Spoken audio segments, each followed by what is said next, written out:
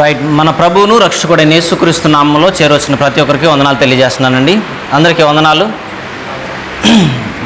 దయచేసి ఇక్కడ చూడండి, బయట ఏం జరగట్లేదు కొత్తగా. అయితే ఒకానొక సమయంలో ఒక కొండ మీద ప్రాంతంలో ఎలక్షన్ జరగాలి.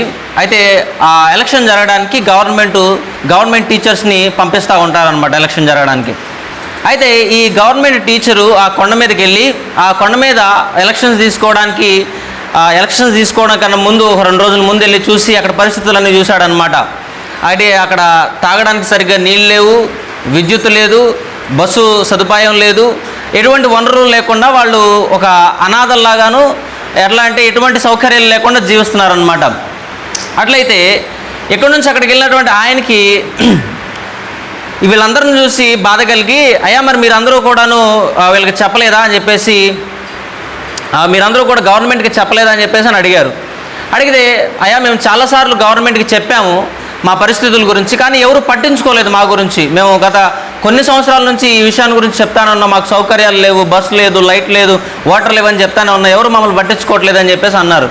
అయితే ఈయన ఏం చేశాడంటే, ఈ వ్యక్తి వీళ్ళ బాధను చూసి వీళ్ళ బాధను పరిష్కరించడానికి కోసం అని చెప్పేసి ఏమన్నాడంటే, మీరు అథారిటీకి ఫోన్ చేసి, ఎమ్మెల్యేకి ఫోన్ చేసి నన్ను ఇక్కడ కిడ్నాప్ చేశారని చెప్పండి, తద్వారా మీకు నా ద్వారా ఏదైతే మేలు జరగాలో అది జరిగిద్ది అన్నాడు. అయితే వీళ్ళు కిడ్నాప్ చేశారని చెప్పేసిన తర్వాత ఒక సెక్యులర్ పోలీస్ని, ఒక ఆయన్ని, సర్కిల్ ఇన్స్పెక్టర్ని పంపించిన తర్వాత ఈ స్కూల్ టీచరు ఆ సీఏతో మాట్లాడి ఏమన్నాడంటే, అయ్యా నాతో సహకరించండి అని చెప్పేసి మరలా ఆ ప్రభుత్వానికి ఫోన్ చేసి ఈ సీఐని కూడా మేము కిడ్నాప్ చేసామని చెప్పేసి మళ్ళీ మెసేజ్ పంపించారనమాట.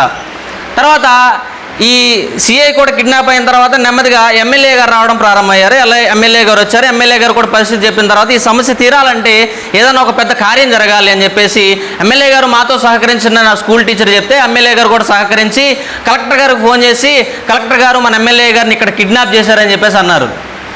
అయితే కలెక్టర్ గారు ఈ మాట విన్న తర్వాత ఆయన కూడా వెంటనే బయలుదేరి వచ్చిన తర్వాత వీళ్ళకి పరిస్థితులన్నీ చెప్పారు. ఇలా మేము కొన్ని 100 సంవత్సరాల నుంచి ఇలానే బ్రతుకుతున్నాం, మా జీవితాలు ఎలా ఉన్నాయి, మాకు ఏదో ఒకటి సహాయం చేయండి అని చెప్పేసి కలెక్టర్ గారితో చెప్పినప్పుడు కలెక్టర్ గారు సీఎం గారికి ఫోన్ చేపించి నన్ను కూడా కిడ్నాప్ చేశారు సార్ అని చెప్పేసి అన్నారు. ఇప్పుడు సీఎం గారి దగ్గరికి వెళ్ళింది ఆ మాట. సో ఒక కలెక్టరు, ఒక స్కూల్ టీచరు, ఒక పోలీసు, ఒక ఎమ్మెల్యే వీళ్ళందరూ అక్కడ ఉన్నారు. వీళ్ళందరూ అక్కడ ఉన్న తర్వాత ఆ స్కూల్ టీచరు సీఎంతో మాట్లాడడానికి, వీళ్ళ పరిస్థితులన్నీ కూడా వాళ్ళకి చెప్పడానికి అవకాశం దొరికింది. ఈ స్కూల్ టీచరు ఆ పరిస్థితులన్నీ ఆ సీఎం గారికి చెప్పిన తర్వాత సీఎం గారు వెంటనే ఒక ప్రత్యేకమైన ఫండ్ వీళ్ళ కోసం రిలీజ్ చేసి అక్కడ ఉన్నటువంటి పరిస్థితులన్నీ కూడా చక్కబెట్టి వాళ్ళందరికీ చక్కగా తాగేటువంటి నీరు, బస్సు, తర్వాత విద్యుత్తు, ఇలా వాళ్ళకి ఏదైతే అవసరాలు ఉన్నాయో వాటన్నిటిని కూడా తీర్చాడనమాట. తీర్చిన తర్వాత ఆ వ్యక్తి, ఆ స్కూల్ టీచర్ ఎవరైతే ఉన్నారో ఆ స్కూల్ టీచర్కి ఆ ఊరు వాళ్ళందరూ కలిసి ఒక విగ్రహాన్ని కట్టించి ఆ విగ్రహాన్ని ఈయన వచ్చినప్పుడల్లా కూడా ఆయన ఒక ప్రత్యేకమైన హోదాతో ఆయన్ని సత్కరిస్తూ, ఆయన్ని సన్మానం చేస్తూ ఆయన గౌరవిస్తున్నారనమాట. ఇప్పుడు ఆ ఊరి ప్రజల్లో ఈయన ఏమైపోయాడంటే దేవుడైపోయాడు. ఏమయ్యాడండి? దేవుడయ్యాడు. ఇప్పుడు ఈరోజు మనం నేర్చుకోవే వాక్యం కూడా అంతే. మన స్థితుల్ని మార్చిన ఒక వ్యక్తి ఆయన ఉన్నాడు. ఆయన గురించి ఈరోజు మనం తెలుసుకుందాం. అయితే మీ దగ్గర బైబిల్ ఉన్నట్లయితే పేతురు రాసిన మొదటి పత్రిక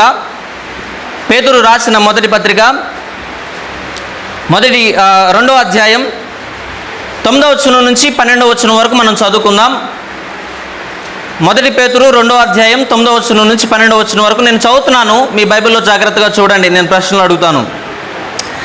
అయితే మీరు చీకటిలో నుండి ఆశ్చర్యకరమైన తన వెలుగులోనికి మిమ్మును పిలిచిన వాని గుణాతిశయములను ప్రచుర చేయు నిమిత్తము ఏర్పరచబడిన వంశమును, రాజులైన యాజక సమూహమును, పరిశుద్ధ జనమును, దేవుని సొత్తైన ప్రజలనై ఉన్నారు. ఒకప్పుడు ప్రజగా ఉండక ఇప్పుడు దేవుని ప్రజలైతరి. ఒకప్పుడు కనికరింపబడక ఇప్పుడు కనికరింపబడిన వారైతరి. ప్రియులారా, మీరు పరదేశులను, యాత్రికులనై ఉన్నారని గనుక ఆత్మకు విరుద్ధముగా పోరాడు శరీరాశలను విసర్జించి అన్యజనులు మిమ్మును ఏ విషయంలో దుర్మార్గులను దూషించుతారో ఆ విషయంలో వారు మీ సత్క్రియలను చూచి వాటిని బట్టి దర్శన దినమున దేవుని మహిమపరచునట్లు వారి మధ్యను మంచి ప్రవర్తన గలవారై ఉండవాలనని మిమ్మును బ్రతిమాలుకొనుచున్నాను. చిన్న ప్రార్థన చేసుకుందాం. పరిశుద్ధుడా మీకు వందనాలు, స్తోత్రాలు తండ్రి. మా యొక్క గుర్తింపును, మా యొక్క జీవితాన్ని సమస్తము మార్చింది మీరే తండ్రి. మిమ్మల్ని బట్టి మాత్రమే మేము ఈరోజు ఈ విధంగా ఉన్నాం తండ్రి. మా జీవితాన్ని మార్చి, మా గుర్తింపును మార్చి, మా పేరును మీరు మార్చారు తండ్రి. మా గమ్యాన్ని కూడా మీరు మార్చారు తండ్రి. అందుని బట్టి మీకు వందనాలు, స్తోత్రాలు తెలియజేస్తున్నాం. వాక్యంతో మీరు మాతో మాట్లాడి మమ్మల్ని బలపరిచి మీ నామాన్ని హెచ్చించుకోమంటూ యేసుక్రీస్తు నామంలో ప్రార్థన చేస్తున్నాను తండ్రి. ఆమేన్. రైట్, చాలా మంచిది. మనం న్యూ ఇయర్ చాలా ఆరంభం చక్కగా మంచి ఆర్భాటంతో మనము న్యూ ఇయర్ జరుపుకున్నాం. రైట్, న్యూ ఇయర్ రోజున అందరూ చెప్పేటువంటి పదం ఏంటండి? ఏం చెప్తారు? Happy new year. అంటే దాన్ని తెలుగులో మనం ట్రాన్స్లేట్ చేస్తే నూతన సంవత్సర శుభాకాంక్షలు.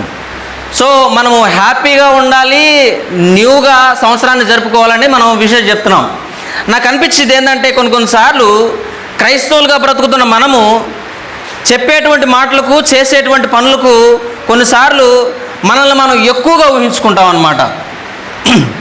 హ్యాపీ న్యూ ఇయర్ అని మనం చెప్పిన తర్వాత, లేకపోతే ఎవరైనా మనకు వచ్చి హ్యాపీ న్యూ ఇయర్ చెప్పారంటే దాంట్లో ఏదైనా నూతన విషయం ఏదైనా ఉందా లేదా అనేది మనం గమనించుకోవాలి. సంవత్సరాలు అనేవి వస్తుంటే పోతుంటే అవి వాటిలో ఏం మార్పు ఉండదు. ఏమంటే 2023 ఎలా ఉందో 2024 కూడా అలానే ఉంటుంది. దీనికి పెద్ద వ్యత్యాసం, తేడా అనేది ఏమీ కూడా ఉండదు. కాకపోతే మారాల్సింది నూతన తత్వం ఎవరిలో రావాలి? ఎవరిలో అండి? చెప్పండి, ఎవరిలో రావాలి? మనలో రావాలి. ఏమండి, నూతన తత్వం మనలో లేకుండా మనం నూతన సంవత్సరాన్ని జరుపుకున్నాం అనుకోండి. మనం ఒక స్టోరీ నేర్చుకున్నాం కదా, ఒక పిల్లోడు పుట్టినరోజు కోసం హంగులు ఆర్భాటాలు చేసి మంచి డెకరేషన్ చేశారు. కానీ ఆ రోజున పుట్టినరోజు జరిగిందా? లేదు. ఎందుకనంటే ఒకవేళ మనం న్యూ ఇయర్ని ఈ నూతన తత్వం లేకుండా జరుపుకుంటే ఎటువంటి అర్థం లేదనమాట, ఎటువంటి విలువ లేదనమాట. రైట్, ఇప్పుడు నూతన సంవత్సరంలో ప్రవేశించినటువంటి మనము అసలు మనం ఎవరము, మన పూర్వస్థితి ఏంటి, మనం ఎలా ఉండాలి అనే విషయాన్ని ఈరోజు మనం తెలుసుకుందాం. ఈరోజు నా మెయిన్ ఐడియా ఏంటంటే క్రీస్తులో మన ధన్యతలు మరియు మన బాధ్యతలు. In Christ our blessings and hour responsibilities. క్రీస్తులో మన ధన్యతలు మరియు మన బాధ్యతలు ఏంటో ఈరోజు మనం తెలుసుకుందాం. అయితే నా దగ్గర 4 విషయాలు మీతో చెప్పడానికి. మొదటిగా మన ప్రస్తుత స్థితి ఏంటో చూద్దాం, మన ప్రస్తుత స్థితి. తర్వాత రెండోది మన పూర్వస్థితి ఏంటో మనం చూద్దాం, పూర్వం మనం ఎలా ఉన్నాం అనేది. తర్వాత మూడోది ఏంటనంటే మనము ఆత్మ ద్వారా శరీరంతో యుద్ధం చేయాలి అనే విషయాన్ని మనం తెలుసుకుందాం. తర్వాత నాలుగోది ఏంటంటే మన జీవితంలో మంచి ప్రవర్తన కలిగి మనము దేవుణ్ణి మహింపరిచేవారిగా ఉండాలని మనం తెలుసుకుందాం.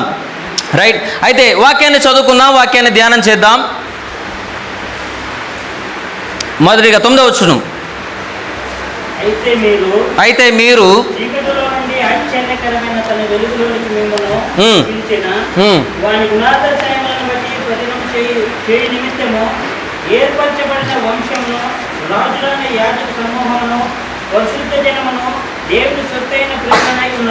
చాలండి. అయితే ఒకవేళ నేను మిమ్మల్ని ప్రశ్న అడగాల్సి వస్తే మీరు ఎవరు అని నేను మిమ్మల్ని అడిగితే గట్ల మీరేం చెప్తారంటే మీ పేరు చెప్తారు, లేకపోతే మీ తల్లిదండ్రుల పేర్లు చెప్తారు, లేకపోతే మీరు చేసే ఉద్యోగం పేరు చెప్తారు. మిమ్మల్ని మీరు నిరూపించుకోవడానికి ప్రయత్నం చేస్తారు. రైట్, వాస్తవానికి ఇవన్నీ కూడా మనతో పాటు నిరంతరం ఉంటాయి అంటారా? మన పేరే కానీ, మన ఉద్యోగమే కానీ, మన కుటుంబమే కానీ, మన తల్లిదండ్రులే కానీ, మనము నిరంతరం జీవించే జీవితంలో ఇవన్నీ ఉంటాయా? అవును. మన శాశ్వత గుర్తింపు ఏంటనంటే, మన శాశ్వత ఐడెంటిటీ ఏంటనంటే మనము దేవుని కుమారులము, దేవుని కుమార్తెలము. అది మన శాశ్వత ఐడెంటిటీ. ఇటర్నల్ ఐడెంటిటీ ఏంటనంటే మనము దేవుని బిడ్డలము. మన పేరు ఈ రోజున ఉంటుంది, రేపొద్దున చనిపోయిన తర్వాత ఆ పేరు అనేది ఉండదు. మన ఉద్యోగం ఈ రోజున ఉంటుంది, రేపొద్దున ఉద్యోగం తీరిపోయిన తర్వాత ఆ ఉద్యోగం పోద్ది. బహుశా మన తల్లిదండ్రులు, మన కుటుంబస్తులు, పదవి, గొప్పతనం, పేరు ఇవన్నీ ఈ రోజు ఉంటాయి, రేపొద్దున ఉండకపోవచ్చు. అందుకని పేతురు అన్నాడు, మనము యాత్రికులమును, మనం ప్రయాణికులంగా ఈ లోకానికి వచ్చామంట. ఎలా వచ్చామండి? యాత్రికులుగా. We are visitors in this world. ఏమంటే మనం యాత్రికులుగా వచ్చాం. అయితే దేవుడు మనల్ని తన కుమారులుగా, కుమార్తెలుగా మార్చుకుని ఆయన మనల్ని చీకటిలో నుంచి, ఎక్కడి నుంచి అండి? చీకటిలో నుంచి, అంధకారంలో నుంచి, పాపపు జీవితంలో నుంచి, బానిసత్వంలో నుంచి, అనాథ బ్రతుకుల నుంచి దేవుడు మనల్ని విడిపించి, దేవుడు మనల్ని విమోచించి మనల్ని ఆశ్చర్యకరమైన వెలుగులోకి తీసుకొచ్చాడంట. ఆ ఆశ్చర్యకరమైన వెలుగు ఏంటో తెలుసా? మనమందరం కూడా నిత్య జీవితం పొందుకోవడం. ఏంటండి అది? పాపులమైనటువంటి మనము, దుర్మార్గులమైనటువంటి మనము, బానిసలుగా అనాథలంగా బ్రతుకుతున్నటువంటి మనల్ని మనకి నిత్య జీవితాన్ని అనుగ్రహించి రూపాయి వెల చెల్లించకుండా మనము నిత్యత్వంతో ఆయనతో పాటు యేసుక్రీస్తుతో పాటు ఉండేటువంటి ఆ గొప్ప భాగ్యాన్ని, ఆ గొప్ప ధన్యతను యేసుక్రీస్తు మనకి అనుగ్రహించాడు. అది మనం సంపాదించుకోలేదు. అన్నాడు కదా ఏమనంటే, అయితే మీరు చీకటి నుండి ఆశ్చర్యకరమైన తన వెలుగులోనికి, ఎట్లా అంటండి, ఆయనే తన వెలుగులోనికి మిమ్మును పిలిచిన వాని గుణాతిశయాలు ప్రచురం చేయాలని చెప్పేసి. సో ఆయన ఆశ్చర్యకరమైనటువంటి జీవితానికి మనకు అనుగ్రహించాడు, నిత్య జీవితాన్ని మనకు అనుగ్రహించాడు, మహిమా జీవితాన్ని మనకు అనుగ్రహించాడు. ఈ పాపపు శరీరాన్ని మనం విడిచిపెట్టి ఆ మహిమలోకి వెళ్ళేటువంటి భాగ్యాన్ని మనకి అనుగ్రహించాడు. మాత్రమే కాదు, ఆయన గుణాతిశయాలు, ఆయన గొప్పతనం, ఆయన లక్షణాలు, ఆయన మంచితనం, ఆయన సృష్టికర్త, పరిశుద్ధుడు, నీతిమంతుడు, నిత్యమైన దేవుడు, నమ్మకమైన దేవుడు అని మనం మన జీవితాల ద్వారా ప్రచురం చేయాలని మనల్ని రక్షించుకున్నాడు. ఆయన తన ఆశ్చర్యకరమైన వెలుగులోనికి మనల్ని పిలిచాడు. అయితే ఆయన గుణాతిశయాలను మనం ప్రచురం చేయాలని ఆయన అన్నాడు కదా. ఏమనంటే మనందరి గుర్తింపు కూడా మార్చేసి ఆయన ఏమన్నాడంటే, మొదటిగా ఏర్పరచబడిన, ఎట్లా అంటండి, ఏర్పరచబడిన వంశం. మనమందరం కూడా ఏర్పరచబడిన వంశం అంటాం. నిజంగా మనం ఏర్పరచబడిన వాళ్ళమేనా? నేను ముందే చెప్పాను, నేను ప్రశ్నలు అడుగుతాను, మనం ఏర్పరచబడిన వారమేనా? అవునా? ఎలా అన్నా? ఆయన మనల్ని ఏర్పాటు చేసుకుని, వాస్తవానికి బైబిల్లో మనం చూసినట్లయితే ఆదికాండం 12వ అధ్యాయం మొదటి 3 వచనాలు చదవండి ఒకసారి. మనం ఏర్పాటు చేయబడిన వాళ్ళము కాదు, మనం ముందు నుంచి వద్దాం. అక్కడ దేవుడు ఎవరిని ఏర్పాటు చేసుకున్నాడు? ఆదికాండం 12వ అధ్యాయం మొదటి 3 వచనాలు. ఆదికాండం 12, 1, 2, 3. యెహోవా నీవు లేచి నీ దేశము నుండి, నీ బంధువుల వద్ద నుండి, నీ తండ్రి ఇంటి నుండి బయలుదేరి నేను నీకు చూపించు దేశమునకు వెళ్ళుము. నిన్ను గొప్ప జనముగా చేసి నిన్ను ఆశీర్వదించి నీ నామమును గొప్ప చేయుదును. నువ్వు ఆశీర్వాదమును అందుదువు, నిన్ను ఆశీర్వదించు వారిని ఆశీర్వదించుదువు, నిన్ను దూషించు వారిని శపించుదువు. సో ఏర్పరచబడినటువంటి వంశం ఎవరంటే యూదులు.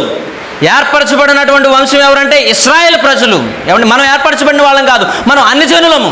ఏమంటే మనం వాస్తవానికి ఉగ్రతకు పాత్రులము, దేవుని కోపానికి మనం పాత్రులము. ఆ స్థితిలో మనం లేము, ఆ పరిస్థితిలో మనం లేము. అయితే ఒక అద్భుత కార్యం జరిగింది. ఏంటో చెప్పమంటారా?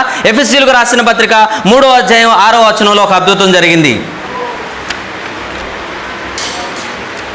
మనం ఏర్పరచబడిన వంశం కాదు, కానీ ఆయన మనల్ని ఏర్పరచబడిన వంశంలోకి, ఒక నిమిషం, మనల్ని ఏర్పరచబడిన వంశంలోకి ఆయన మనల్ని చేర్చాడు. మనం అవలేదు, మనం ఏర్పరచబడిన వంశం కాదు, మనం దాంట్లోకి చేర్చబడ్డాం అనమాట. చదవండి. ఈ మర్మం ఏదనగా అన్యజనులు సువార్త వలన క్రీస్తు యేసునందు, వినండి వినండి వినండి, యూదులతో పాటు సమాన వారసులను, ఒక శరీరమందలి సాటి అయిన అవయవములను వాగ్దానములో పాలివారనై ఉన్నారన్నది. సో ఇప్పుడు మనం ఏం చేయబడ్డామంటే ఆ యూదులతో పాటు మనం జతపరచబడ్డాము. ఆ యూదుల కుటుంబంలోకి మనం యాడ్ అయ్యాం అనమాట. మనం ఇన్హెరిట్గా, వాస్తవానికి మనం యూదులం కాదు. ఏమండి, మన ఆ వారసత్వానికి సంబంధించినటువంటి వాళ్ళం కాదు, మనం ఎన్నిక చేయబడినటువంటి వాళ్ళం కాదు, ఏర్పాటు చేయబడినటువంటి వంశం కాదు. ఏం చేశాడంటే యేసుక్రీస్తు మనల్ని ఆ గ్రూపులోకి చేర్చాడనమాట. ఆయన మనల్ని యాడ్ చేశాడు ఆ గ్రూప్లోకి. ఏమండి, ఇప్పుడు ఇక్కడ యూదులే కానీ అనుజనులే కానీ మనందరం కూడా సమాన వారసులం అయిపోయి మనందరం కూడా ఒకటే కుటుంబంగా మార్చామన్నమాట. ఇక్కడ కుల, మత, ప్రాంతీయ, జాతీయ, వర్గ ఎటువంటి భేదము లేదనమాట. అందుకనే సంఘం ఒక కుటుంబం. సంఘం ఒక కుటుంబం. ఎటువంటి భాష అయినా, ఎటువంటి రంగు అయినా, ఎటువంటి కులమైనా, ఎటువంటి మతమైనా, ఎటువంటి ప్రాంతమైనా, ఇక్కడ మనందరం కూడా ఒక కుటుంబానికి సంబంధించిన వారమే. అంటే ఒక కుటుంబానికి సంబంధించిన వాడు. ఈ మర్మం మనకు అర్థమైంది అనుకోండి, అప్పుడు మనల్ని మనం ఎక్కువగా ఊహించుకోమన్నమాట. ఏమండి, యేసుక్రీస్తు మనల్ని రక్షించి మనల్ని ఆ చీకటిలో నుంచి ఆశ్చర్యకరమైన వెలుగులోకి మనల్ని నడిపించిన తర్వాత మనల్ని ఏర్పాటు చేసిన వంశంలోకి, ఏర్పరచబడిన వంశంలోకి మనల్ని తీర్చిదిద్దాడన్న సంగతి మనకు అర్థమైతే మన గురించి మనకు బాగా అర్థమవుతాను. మన గురించి మనం గొప్పలు చెప్పుకో, నేను అది చేశాను, నేను ఇది చేశాను, నేను అక్కడికి వెళ్ళాను, నేను ఇక్కడికి వెళ్ళాను, నేను అంతా, నేను ఇంత అని మనం చెప్పుకోవాల్సిన అవసరం లేదు. ఓసారి మనం చెప్తూ ఉంటాం ఏమనంటే, నా సంగతి నీకు ఇంకా తెలియదు. ఏం తెలియదు అంటండి. ఆ చీకటిలో నుంచి ఆశ్చర్యకరమైన వెలుగులోకి నడిపించింది ఆయనే. తర్వాత ఈ ఏర్పరచబడిన కుటుంబంలోకి చేర్చింది కూడా ఆయనే. ఇంకా నీ గొప్పతనం ఏముంది ఇక్కడ? నా గొప్పతనం ఏముంది ఇక్కడ? ఏమండి, ఏర్పరచబడిన వంశంలోకి మనల్ని ఆయన చేర్చాడు. ఏమండి, మనం అనాథలంగా, బానిసలంగా, ఏమండి, ఎటువంటి అర్హత, ఎటువంటి విలువ లేనటువంటి మనల్ని ఏర్పరచబడిన వంశంలోకి మనల్ని ఆయన చేర్చాడు. తర్వాత రెండో మాట అంటాడు, ఏమనంటే మనము రాజులైన యాజక సమూహం అంట. ఇక్కడ ద్వంద్వ సమాసంతో ఒక పదాన్ని వాడాడు, రాజులైన యాజక సమూహం. ఇక్కడ రెండు పదాలు కనిపిస్తా ఉన్నాయి. ఏంటంటే మొదటిది రాజు, రెండవది యాజకుడు. ఏమండి, ఒకటి కింగ్, ఇంకోటి ఏంటంటే ప్రీస్ట్ అనమాట.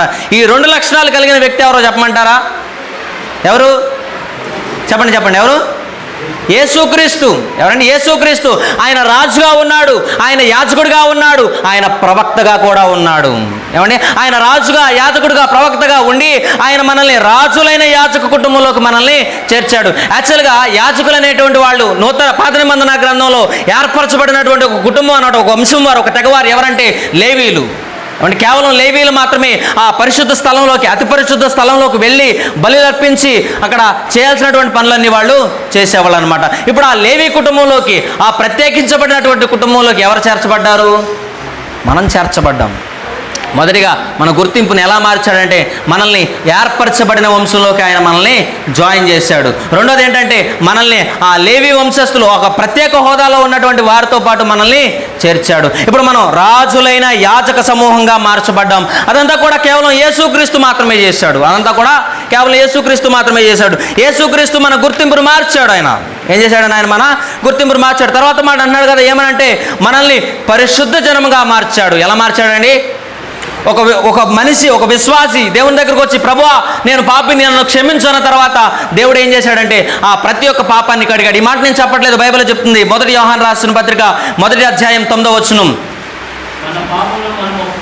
మనము మన పాపములు ఒప్పుకొని ఎడల ఆయన నమ్మదగిన వాడును నీతిమంతుడును గనుక ఆయన మన పాపములను ఏం చేసి క్షమించడం మాత్రమే కాదు, వినండి జాగ్రత్తగా, ఆయన మన పాపాలను కేవలం క్షమించలేదు. ఏం చేశాడు? ఆయన సమస్త దుర్నీతి నుండి మనలను పవిత్రులుగా, ఇప్పుడు మనల్ని పరిశుద్ధ జనాంగంగా మార్చాడు. మన పాపాలు కడిగాడు, మన పాపాలను శుభ్రం చేశాడు.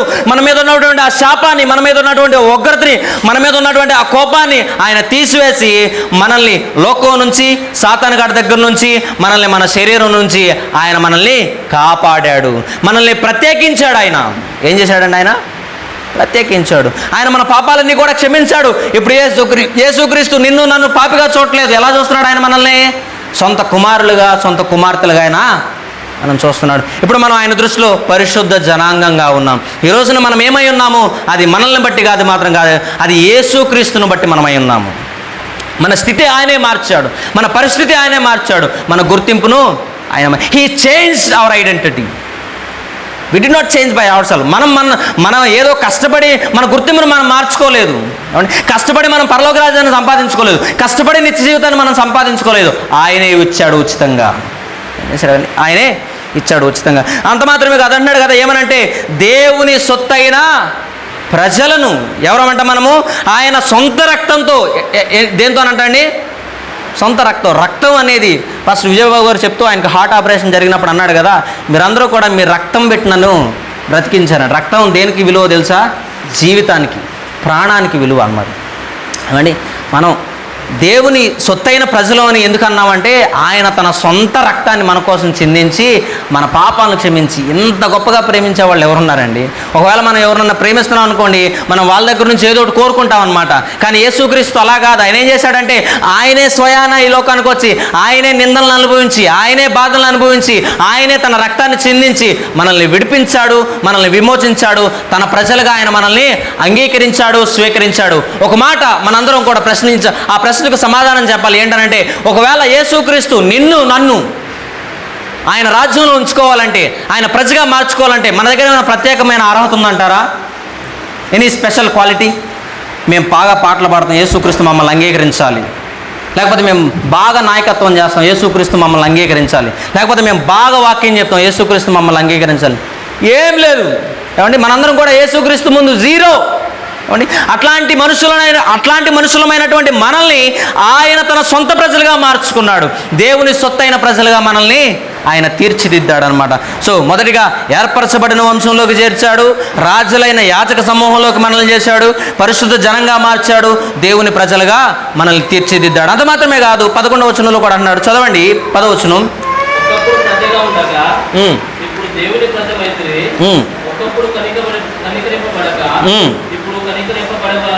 చాలండి. ఇప్పుడు ఒకప్పుడు మనము దేవుని ప్రజగా లేము, ఒకప్పుడు దేవునికి మనకి ఎటువంటి సంబంధం లేదు, దేవునికి మనకు ఉంది ఏంటంటే శత్రుత్వం, దేవునికి మనకుంది ఏంటంటే విరుద్ధం, దేవునికి మనకుంది ఏంటంటే వ్యతిరేకత. ఏమండి, దేవుడు మనల్ని చూసినప్పుడల్లా ఆయన చేసేది ఏంటంటే ఆయన ఉగ్రతే మన మీద ఉందన్నమాట. అట్లాంటి సమయంలో యుక్త కాలంలో యేసుక్రీస్తు మన కోసం వచ్చి ఆయన మనల్ని ప్రేమించాడు. ఎలా ప్రేమించాడో చెప్పమంటారా? హోషేయ ఏ విధంగా అయితే గోమోరును ప్రేమించాడో అదే విధంగా మనల్ని ప్రేమించాడు. ఎన్నిసార్లు వ్యభిచారంలోకి వెళ్ళిపోయినా, ఎన్నిసార్లు సొంత భర్తను విడిచి వ్యభిచారపు గృహాల్లోకి వెళ్ళిపోయి వ్యభిచారి బానిసగా అమ్మబడుతున్నా సరే హోషేయ అక్కడికి వెళ్ళాడు, కొనుక్కున్నాడు, తీసుకొచ్చాడు, హత్తుకున్నాడు, ప్రేమించాడు. అంత గొప్పగా ప్రేమించాడు యేసుక్రీస్తు మనల్ని. ఒకప్పుడు మనం ప్రజలు కాదు, ఆయన మనల్ని ప్రజలుగా తీర్చిదిద్దాడు. ఆయనకి మనకి సంబంధం లేదు, ఆయనే ఆ సంబంధాన్ని ఏర్పాటు చేశాడు. ఆయన ప్రజలుగా ఆయనే తీర్చిదిద్దుకున్నాడు, మనం కాలేదు. ఆయన ప్రజలుగా ఆయనే మనల్ని తీర్చిదిద్దాడు. తర్వాత ఇంకొక మాట అన్నాడు, ఏమనంటే ఒకానొక సమయంలో మీరు కనికరాన్ని పొందుకోలేదు, కానీ ఇప్పుడు మీరు కనికరించబడిన వారైతిరి. ఇప్పుడు మీరు కనికరాన్ని పొందుకున్నారు. దేవుని కోపం నుంచి, దేవుని ఉగ్రత నుంచి మీరు తప్పించుకుని చేసిన పాపాలన్నింటినీ కూడా క్షమించి ఆయన ప్రేమకు పాత్రలుగా, ఆయన కృపకు పాత్రలుగా మనము తీర్చబడ్డామన్నమాట. విరుద్ధంగా, వ్యతిరేకంగా ఉన్నటువంటి మనము విశ్వాసము ద్వారా, యేసుక్రీస్తు మీద నమ్మకం ఉంచడం ద్వారా ఆయన బిడ్డలుగా మార్పు చెంది, ఆయన బిడ్డలుగా మనం తీర్చబడి ఆయన కృపను పొందుకోవడానికి, ఆయన కనికరాన్ని పొందుకోవడానికి, ఆయన దయను పొందుకోవడానికి మనము పాత్రులమయ్యామన్నమాట.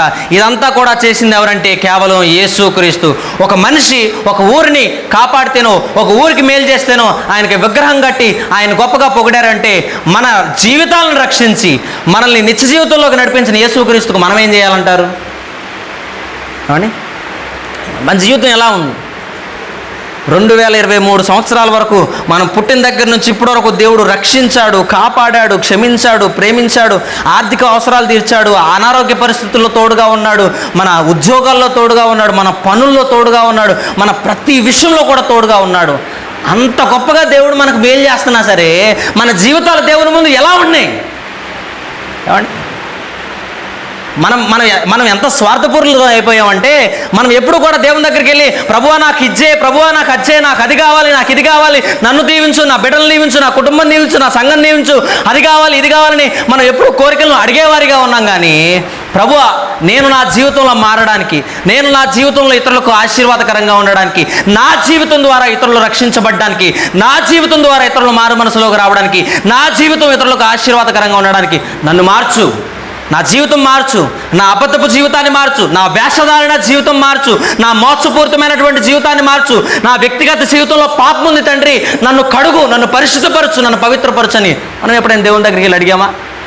అవును, నేను పాపంతో బాధపడుతున్నాను, నేను గర్వంతో బాధపడుతున్నాను, నేను అహంకారంతో బాధపడుతున్నాను, నా దగ్గర ఈ చెడు అలవాటు ఉంది, నా దగ్గర ఈ చెడు లక్షణం ఉంది, నా దగ్గర కోపం ఉంది, అహంకారం ఉంది, నేను దేవుని దగ్గరికి వెళ్ళి మనం అడిగామా లేదా? ఈ నూతన సంవత్సరంలో మనం మార్చుకోవాల్సింది ఇవే. అదే మాట పేతురు గారు కూడా చెప్తున్నారు. 2వ అధ్యాయం మొదటి 3 వచనాలు చదవండి. మనం రక్షణలో ఎదగాలంటే ఏం చేయాలో చెప్తున్నాడు ఆయన. చదవండి. ప్రభువు దయాళుడని మీరు రుచి చూచి ఉన్న ఎడల, వినండి జాగ్రత్తగా, సమస్తమైన దుష్టత్వము, ఇతరులకు చెడు చేయాలి, ఇతరులకు కీడు చేయాలి, ఇతరుల గురించి చెడుగా మాట్లాడేటువంటి అలవాటు, సమస్తమైన కపటమును, ఏమండి ఇతరుల జీవితాలను నాశనం చేయాలి, ఇతరుల జీవితాలు పాడు చేయాలని ఒక దుష్ట మనస్సు కలిగి ఉండడం కపటము. తర్వాత వేషధారణ, ఇంట్లో ఒక జీవితం, పనిలో ఒక జీవితం, సంఘంలో ఒక జీవితం.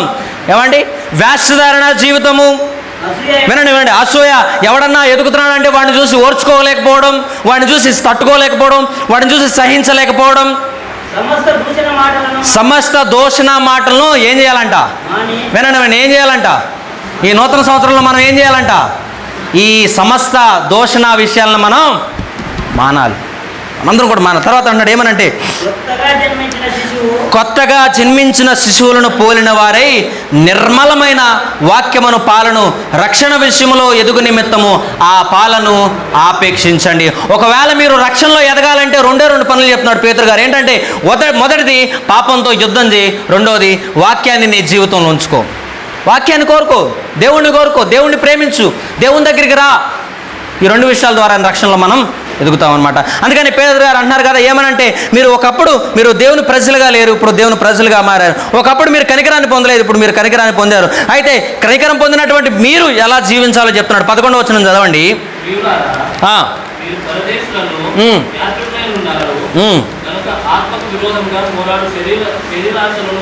విసర్జించి. చాలండి. ఇక్కడ పేతురు గారు ఎవరికి రాస్తున్నాడంటే, యోధా ప్రజలు ఈ పడుతున్నటువంటి ఇబ్బందులు శ్రమలను బట్టి చల్లా చెదరైపోయారు అనమాట. ఎలా చల్ల చెదరయ్యారంటే 1వ అధ్యాయం 2వ వచనాలు చదవండి.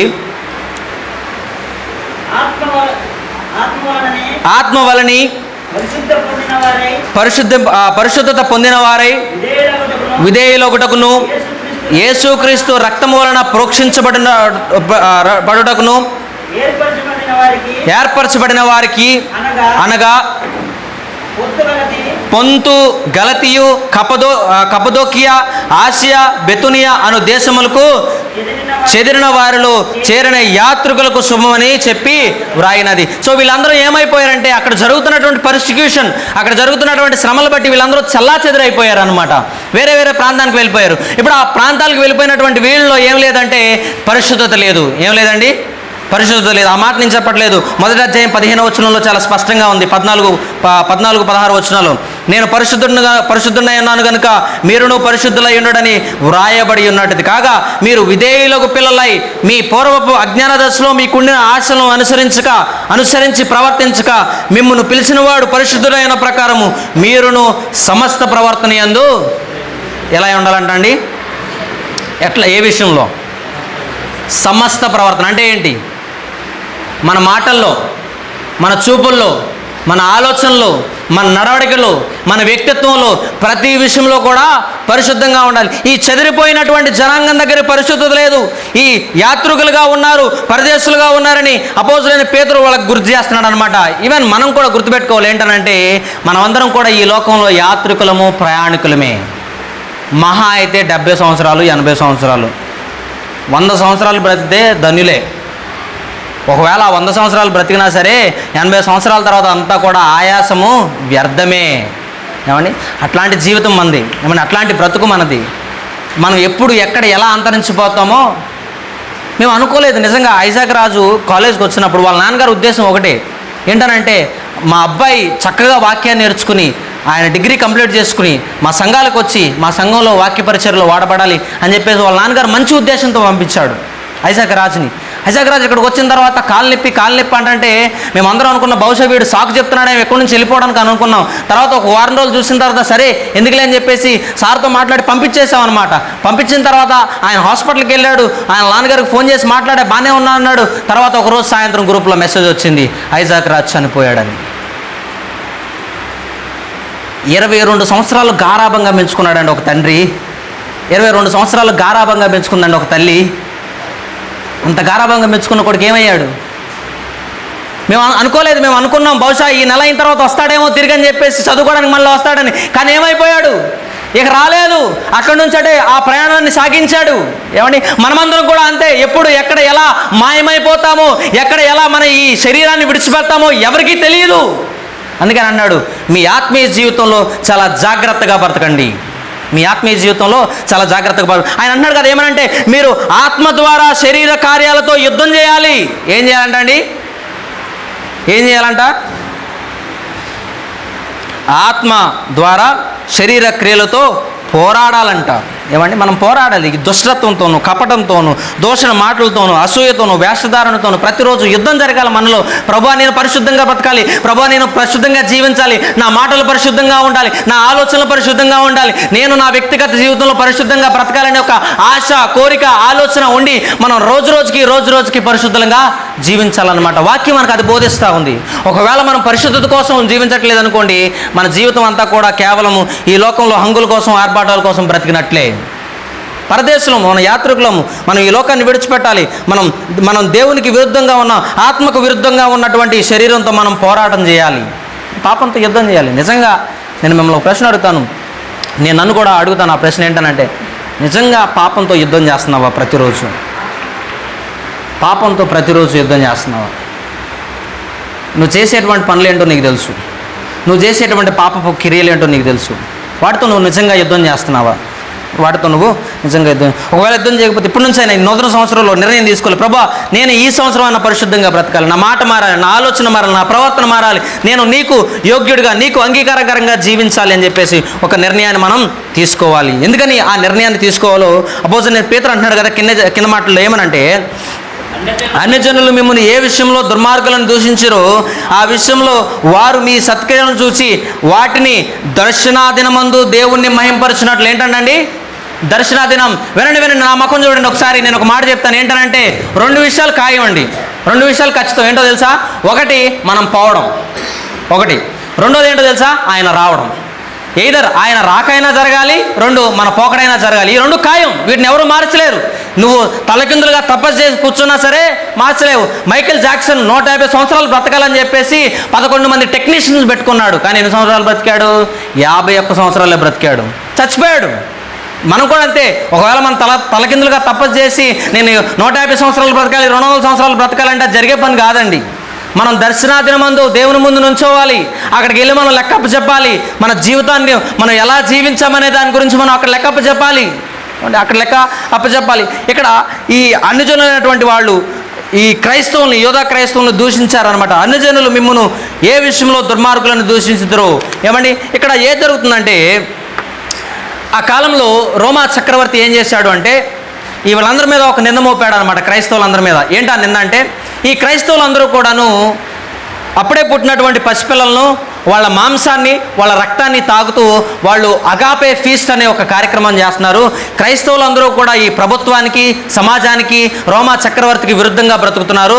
ఆ గవర్నమెంట్ రూల్స్ని పాటించట్లేదని చెప్పేసి ఈ చక్రవర్తి ఏం చేశాడంటే, ఒకానొక సందర్భంలో వాళ్ళందరి మీద ఒక కేసు ఫైల్ చేశాడు అనమాట. అప్పుడు ఏం చేశారంటే, వాళ్ళ పర్సిక్యూషన్ ఇంకెక్కువైందనమాట. వీళ్ళని బాధించడం, నిందించడం, అవమానించడం, కొట్టడం, తిట్టడం, ఇక వీళ్ళ పర్సిక్యూషన్ ఎక్కువైపోయిందనమాట. అందుకని అన్నాడు, అన్యులు మిమ్మల్ని ఏ విషయంలో దుర్మార్గులను దూషించరో ఆ విషయంలో వారు మీ సత్క్రియలను చూసి, ఏం చూడాలంట? సత్క్రియలు. మంచి పనులను చూసి వాటిని బట్టి దర్శనాదినమందు దేవుడు మహింపరచబడినట్లు వారి మధ్యను మంచి ప్రవర్తన గలవారై ఉండవాలని మిమ్మల్ని బ్రతిమలాడుకుంటున్నాను. మంచి ప్రవర్తన కలిగి ఉండాలంట. బహుశా కిషన్ సార్ టైంలో అనుకుంటా మన సమ్మర్ మినిస్ట్రీ పరిచర్యల్లో పాస్టర్ డేవిడ్ రాజు గారు వాళ్ళ బృందం పనిచేస్తుందన్నమాట. కృష్ణా జిల్లాలో చిన్ననందిగామ అని ఒక ఊరుంది.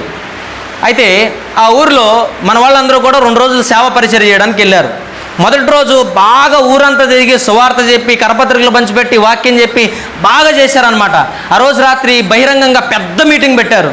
అయితే ఆ మీటింగ్కి ఒక్కరు కూడా రాలేదు. ఆ ఊరంతా కూడా ఎవరంటే కాపులు, రెడ్లు, నాయుళ్ళు అనమాట. ఒక్కరు కూడా రాలేదు. ఆ అన్య దేశపు దేవుడిని మేము నమ్ముకోవడం ఏంటి, ఆకులపు దేవుడిని మేము నమ్ముకోవడం ఏంటి, ఎవరు రాలేదన్నమాట. అయితే 2వ రోజు మనలో ఉదయాన్నే లేచి బాగా సువార్త పరిచర్య చేసి కరపత్రికలు పంచిపెట్టి వచ్చి ఒక చింత చెట్టు కింద కూర్చొని ఆలోచిస్తున్నారనమాట. ఈరోజు రాత్రి ఎవరు వాక్యం చెప్పాలి, ఈరోజు రాత్రి ఏం చేయాలని చెప్పేసి ఆలోచన చేస్తున్నారు. అయితే ఒక పిల్లోడు మస్తీ చేస్తూ ఆ చెరువు గట్టులోంచి ఊరికి సరదాగా ఎట్టుంటదబ్బా అని చెప్పేసి ఆ నీళ్ళల్లో దూకాడు అనమాట. జరిగిన సంగతి వాస్తవంగా. ఆ దూకినోడికి ఈత రాదనమాట. అదేమో కిందకు బాగా లోతుంది. ఈడేమో అరుస్తున్నాడు, కాపాడండి రక్షించండి అని. అప్పుడు డేవిడ్ రాజు గారు వాళ్ళ బృందం వెంటనే దాంట్లోకి దూకి ఆ పిల్లోడు బాగా నీళ్లు తాగి ఆ పిల్లోడు స్పృహ తప్పిపోతుంటే తీసుకెళ్ళి గవర్నమెంట్ హాస్పిటల్లో మన జీపోని పిలిచి మన జీప్తో తీసుకెళ్ళి ఆ గవర్నమెంట్ హాస్పిటల్లో అడ్మిట్ చేసి వాళ్ళ అమ్మ నాన్న వచ్చిన తర్వాత ఆ పిల్లోడిని, ఇదిగోండి మీ అబ్బాయి ఇప్పుడు బాగానే ఉన్నాడని చెప్పేసి ఆ పిల్లోడు బాగైన తర్వాత మరలా ఊరికి తిరిగి వచ్చారనమాట. ఈ కాపాడిన పిల్లోడు ఆ ఊర్లో పెద్ద కమ్మోరు పిల్లోడు అంట. అయితే ఆయన ఏం చేశాడో తెలుసా? ఇదిగో వినండి, మనం వీళ్ళని అవమానించాం, వీళ్ళని మనం పట్టించుకోలేదు, అయినా సరే వీళ్ళు మనం ఊరబ్బాయిని కాపాడారు కాబట్టి రాత్రి మీటింగ్కి మనం అందరం కూడా వెళ్దామని చెప్పేసి వీళ్ళందరూ కూడా ఆ మీటింగ్కి రావడం జరిగింది. గొప్ప విషయం ఏంటంటే ఆ రోజు ఆ చెరువులో చేపలు పట్టారంట. మన 6 స్టూడెంట్స్కి 17 కేజీలు చేపలు ఉండారంట అండి. డేవిడ్ రాజు గారు 15 ముక్కలు తిన్నాడంట. ఏమండి, సో మన మంచి ప్రవర్తనను బట్టి మనుషులు యేసుక్రీస్తు దగ్గరికి ఆకర్షించబడతారు. అందుకనే మా డిసైపుల్షిప్ క్లాస్లో చెప్తాను, మీరు ఆటో డ్రైవర్తో మాట్లాడేటప్పుడు కానీ, మీరు లోకల్ ట్రైన్లో ప్రయాణం చేసేటప్పుడు కానీ మీ మాట చాలా జాగ్రత్త. మీరు వాడికి సువార్త చెప్పేవారుగా ఉండాలి. మీ ప్రవర్తనను బట్టి వాళ్ళు యేసుక్రీస్తు దగ్గరికి ఆకర్షించబడతారు. మీ ప్రవర్తన చాలా ప్రాముఖ్యము. మీరు మాట్లాడే మాట, జీవించే జీవితము, మీ నడవడక, మీ వ్యక్తిత్వం, ఇవి చాలా ప్రాముఖ్యము. దాన్ని బట్టి మనుషులు యేసుక్రీస్తు దగ్గరికి ఆకర్షించబడతారనమాట. అయితే ఈ వాక్యంలోంచి మనం ఏం తెలుసుకోవచ్చు అంటే, మొదటిగా గుర్తుపెట్టుకోండి, అన్యజనులు మనల్ని చూస్తూ ఉన్నారు, మన ప్రవర్తన చూస్తున్నారు, మన మాట చూస్తున్నారు, మన జీవితాన్ని చూస్తున్నారు. కాబట్టి మనము ఈ పాపపు కార్యాల నుంచి, పాపపు క్రియల నుంచి దూరంగా జీవిస్తూ ఒక ప్రభావితమైన సాక్ష్యాన్ని కలిగి మనం జీవించాలి. ప్రభావితం కలిగినటువంటి సాక్ష్యాన్ని మనము జీవించాలి. అంత మాత్రమే కాదు, మనలో ఉన్నటువంటి చెడు, మనలో ఉన్నటువంటి అబద్ధం, మనలో ఉన్నటువంటి మోసం, మనలో ఉన్న గర్వం, మనలో ఉన్న అహంకారం, వీటన్నిటిని ఈ 2023 సంవత్సరానికి ఇక్కడితో పులి స్టాప్ పెట్టి 24 నుంచి న్యూగా బ్రతుకుదాం. న్యూ ఇయర్ అర్థాన్ని తీసుకొద్దాం. న్యూ ఇయర్ అర్థాన్ని తీసుకొద్దాం. తర్వాత అంత మాత్రమే కాదు, ఇతరులకు ఈ సంవత్సరంలో ఈ నూతన జీవితంతో మనము ఇతరులకు యేసుక్రీస్తును పరిచయం చేసేవారిగా ఉండాలి. మన జీవితం ద్వారా యేసుక్రీస్తుని the most effective way to share the gospel is our life. The most effective way to share the gospel is our life. మన జీవితం ద్వారా మనం ప్రభావితంగా సువార్తను ప్రకటించవచ్చు. మన జీవితాన్ని బట్టి అనేకులు యేసుక్రీస్తు దగ్గరికి నడిపించబడతారు. మన జీవితం చాలా ప్రాముఖ్యం. మనం ఎలా జీవిస్తున్నాం ఈ రోజున, మన ప్రవర్తన ఎలా ఉంది, మన మాట ఎలా ఉంది, మన నడవడిక ఎలా ఉంది, మన వ్యక్తిత్వం ఎలా ఉంది. మనం మంచిగా బ్రతుకుదాం, దేవుని మహింపరుద్దాం, దేవుని ఆరాధిద్దాం, మన జీవితంలో మనం ముందుకు సాగుదాం. యేసుక్రీస్తు మన పరిస్థితిని మార్చాడు, ఆయన మన గుర్తింపును మార్చాడు. ఏమండి, మన జీవితంలో గొప్ప ధన్యతనిచ్చాడు. మనల్ని ఏర్పరచబడిన వంశముగా, రాజులైన యాజక సమూహముగా, పరిశుద్ధ జనముగా, అంత మాత్రమే కాదు, మనల్ని ఆయన సొత్తైన ప్రజలుగా ఆయన మనల్ని మార్చుకున్నాడు. చీకటిలో ఉన్నటువంటి మనల్ని ఆశ్చర్యకరమైన వెలుగులోకి నడిపించాడు. ఇప్పుడు మన దేవుడు చెప్తున్నటువంటి విషయం ఏంటంటే, పాపాలకు దూరంగా జీవించి పరిశుద్ధంగా బ్రతికి నన్ను మహింపరచు. పరిశుద్ధంగా బ్రతికి నన్ను మహింపరచు. అట్లాంటి జీవితం దేవుడు మనందరికీ అనుగ్రహించలాగా మనం ప్రార్థన చేద్దాం. కళ్ళు మూసుకొని చిన్న ప్రార్థన చేద్దాం. అవును ప్రభువా, నా జీవితంలో చాలా పాపాలు ఉన్నాయి తండ్రి. నాలో అసూయ ఉంది, నాలో ద్వేషం ఉంది, నాలో దూషణ మాటలు ఉంది, నాలో కపటం ఉంది తండ్రి. నేను నీకు వ్యతిరేకంగా, నీకు విరుద్ధంగా బ్రతుకుతున్నాను తండ్రి. అయా, ఈ నూతన సంవత్సరంలో మొదటి నెల తండ్రి, నీకు నుంచి అయినా సరే నేను నా జీవితాన్ని మార్చుకుని, నా ప్రవర్తన మార్చుకుని, నా నడవడిక మార్చుకుని, నా జీవితాన్ని మార్చుకుని నీకు ప్రియబిడ్డగా జీవించడానికి, నిన్ను మహింపరిచేవాడిగా ఉండడానికి, మంచి ప్రవర్తన కలిగి జీవించడానికి సహాయం దయచేయండి. కృపను చూపించమంటూ ప్రార్థన చేస్తూ, అయ్యా మా జీవితాలన్నీ కూడా మీ చేతులకు అప్పచెప్తూ, కేవలం మీరు మాత్రమే మా జీవితాలను మార్చగలరు. అయా, సమరయ స్త్రీ బ్రతుకు మారిందంటే కేవలం మీరు మాత్రమే తండ్రి. అయా, బైబిల్లో ఉన్నటువంటి భక్తుల జీవితాలు మారినాయి అంటే, ప్రభావితంగా చేరాయంటే అది కేవలం మిమ్మల్ని బట్టి మాత్రమే తండ్రి. మా జీవితాలను కూడా మార్చండి తండ్రి. మా జీవితాల్లో కూడా మార్పును దయచేయండి. మా జీవితాల్లో కూడా అయా నీ కృప చూపించి, ప్రేమ చూపించి మా జీవితాలను మార్చి మేము ఇతరులకు సాక్షులుగా జీవించడానికి సహాయం దయచేయమంటూ మా జీవితాలను మీ చేతులకు, మీ చిత్తానికి అప్పచెప్తూ యేసుక్రీస్తు నామములో ప్రార్థన చేస్తున్నాను తండ్రి. ఆమేన్. అందరికీ వందనాలు.